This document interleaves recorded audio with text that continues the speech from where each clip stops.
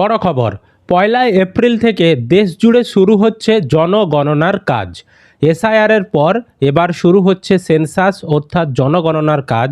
আপনার বাড়িতে আধিকারিকরা আসবে, আপনাদেরকে ৩৩টি প্রশ্ন করবে, সেই প্রশ্নের উত্তর আপনাদেরকে দিতে হবে। তাই এখন থেকেই সেই প্রশ্নগুলি জেনে রাখা গুরুত্বপূর্ণ এবং কোন প্রশ্নের কি উত্তর দেবেন সেটাও ঠিক করে রাখা গুরুত্বপূর্ণ।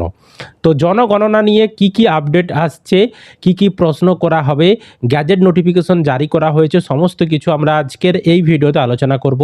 অবশ্যই ভিডিওটি বেশি বেশি করে শেয়ার করে দিন, সকলেই যাতে খবরটি জানতে পারে। আর এই ধরনের খবরের আপডেটগুলো পাওয়ার জন্য চ্যানেলটিকে সাবস্ক্রাইব করে রাখবেন। আর ফেসবুক থেকে যারা আমাদের এই ভিডিওটি দেখছেন অবশ্যই কিন্তু পেজটিকে ফলো করে রাখতে ভুলবেন না।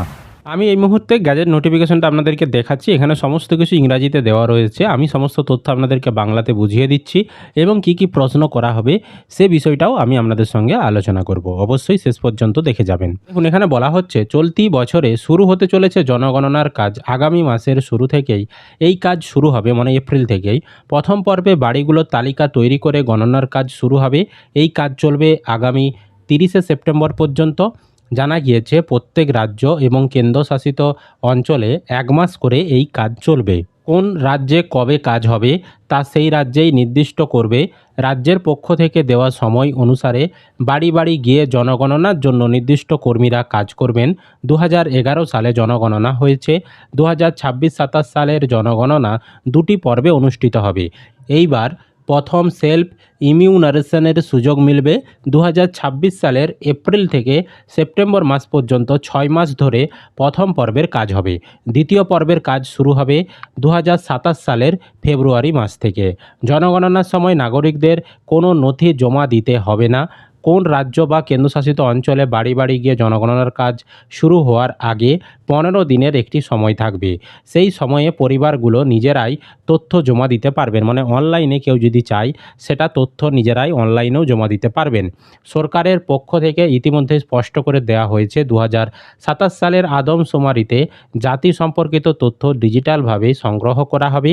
এই পদক্ষেপের ফলে স্বাধীন ভারতে প্রথমবারের মতো সরকারি আদমশুমারিতে জাতি তথ্য অন্তর্ভুক্ত হবে। তো এবার দেখুন, আপনাদের বাড়িতে যখন আসবে আধিকারিকরা তখন আপনাদেরকে কি প্রশ্ন করবে সেই তথ্যগুলো আপনাদেরকে আমি দেখাচ্ছি।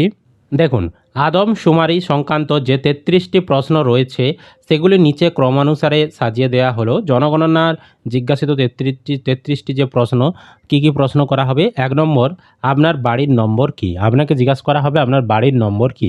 তাই আপনাকে অবশ্যই আগে থেকে বাড়ির নাম্বার কত আপনার সেটা বের করে রাখতে হবে। তো আপনাদের বাড়ির নাম্বার, এটা মূলত আপনাদের যে ফাইনাল ভোটার লিস্ট প্রকাশ করা হয়েছে সেই ভোটার লিস্টেই কিন্তু লেখা রয়েছে। আপনার যেখানে নাম লেখা রয়েছে সেখানেই দেখবেন আপনার বাড়ির নম্বর লেখা রয়েছে, সেটা অবশ্যই আপনি আগে থেকে জেনে রেখে দেবেন। তারপর সেন্সাস হাউস নম্বর কত। এই সেন্সাস হাউস নম্বর কিভাবে বের করতে হয় এই নিয়ে আমরা একটা আলাদা ভিডিও দেব। যদি আপনারা এই নিয়ে ভিডিও চান অবশ্যই কমেন্ট করে জানাবেন। তারপর বাড়ির মেঝে কি দিয়ে তৈরি, পাকা না কাঁচা, এটা জানতে চাওয়া হবে। আপনি আপনার মতন উত্তর দেবেন, আপনার যেটা হবে। তারপর বাড়ির দেওয়াল কি দিয়ে তৈরি, পাকার দেওয়াল মানে সিমেন্ট ইট দিয়ে তৈরি, না বাঁশের না টিনের, যেটা হবে সেটা উত্তর দেবেন। তারপর বাড়ির ছাদ কি দিয়ে তৈরি, সেটাও জানতে চাওয়া হবে। টিনের না অ্যাডভেস্টারের না পাকার, সেটা উত্তর দেবেন। ৬ নম্বরে, আপনার বাড়ি কি কাজে ব্যবহার করা হয়, যেমন থাকার জন্য না দোকানের জন্য না অন্য কাজে আপনি ব্যবহার করেন, সেটা উত্তর দেবেন। ৭ নম্বরে, বাড়ির বর্তমান অবস্থা কেমন। তো আপনার বাড়ির কীরকম অবস্থা বর্তমানে, ভেঙে গেছে, জরাজীর্ণ না ঠিকই রয়েছে, সেটা আপনি উত্তর দেবেন। ৮ নম্বরে, পরিবার নম্বর কত, আপনার ফ্যামিলি নাম্বার কত, এটাও জানতে চাওয়া হবে। এই ফ্যামিলি নাম্বারটাও অনলাইনে বের করা যায়, এটা নিয়েও আমরা একটি আলাদা ভিডিও দেব। যদি আপনাদের প্রয়োজন হয় অবশ্যই কমেন্ট করে জানিয়ে দেবেন। ৯ নম্বরে, আপনার পরিবারে মোট কতজন সদস্য আছেন জানতে চাওয়া হবে। তারপর ১০ নম্বরে, পরিবারে কর্তার নাম কি, অর্থাৎ হেড অফ দ্য ফ্যামিলি কে, আপনার বাবা না ঠাকুরদা, যেটা হবে সেটা উত্তর দেবেন। ১১ নম্বরে, পরিবারের কর্তার লিঙ্গ কি, অর্থাৎ আপনার পরিবারে যিনি হেড অফ দ্য ফ্যামিলি তিনি পুরুষ না মহিলা, সেটা উত্তর দিতে হবে।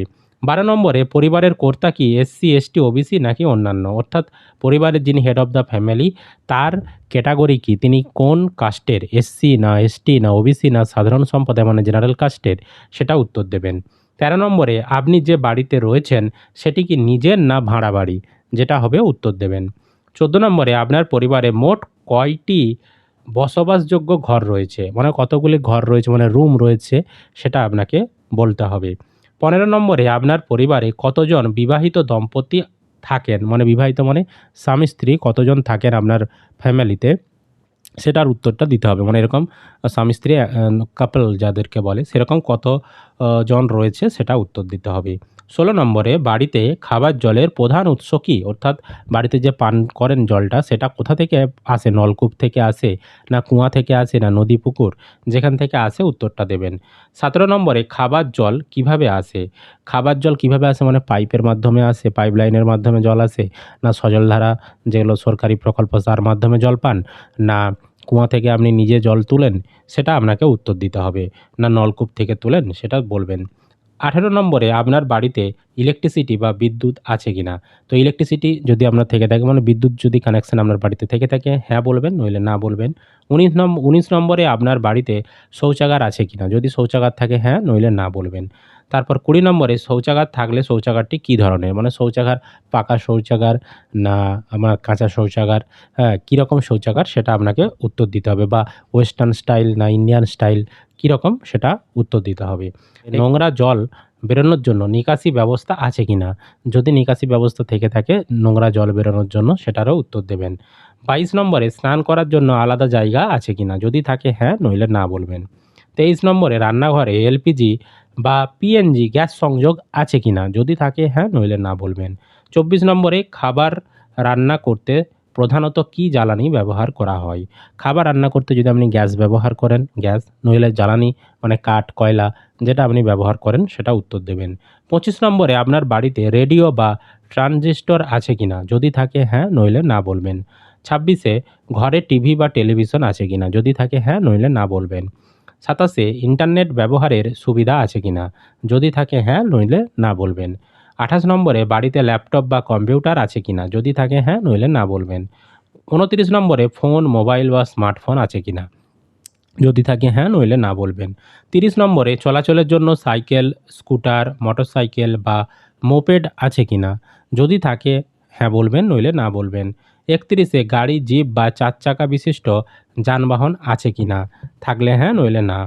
32 নম্বরে আপনার পরিবারে প্রধানত কোন শস্য খাবার হিসেবে খাওয়া হয়, অর্থাৎ কোন শস্যটা খাবার হিসেবে খান, ধান আলু বা গম যেটা আপনি খান সেটা উত্তর দেবেন। 33 নম্বরে জনগণনা সংক্রান্ত যোগাযোগের জন্য একটি মোবাইল নম্বর, আপনাকে আপনার বাড়ির একটা মোবাইল নাম্বার জানতে চাওয়া হবে, আপনি মোবাইল নাম্বারটা দিয়ে দেবেন। তো এই 33টি প্রশ্ন আপনাদেরকে করা হবে, এই প্রশ্নগুলি আপনি অনলাইনেও পূরণ করতে পারবেন। অনলাইনে একটি অ্যাপ চালু করা হবে এবং একটি পোর্টাল চালু করা হবে এপ্রিল মাসে। যখন চালু হবে তখন আমরা দেখিয়ে দেব কিভাবে অনলাইনে এই প্রশ্নগুলির উত্তর দিতে হয়। অনলাইনে প্রশ্নের উত্তর দেওয়ার পর আপনাদের বাড়িতে আধিকারিকরা আসবে, আসার পর সেগুলো ভেরিফিকেশন করে আপনাদের তথ্যগুলো তারা সাবমিট করে দেবে।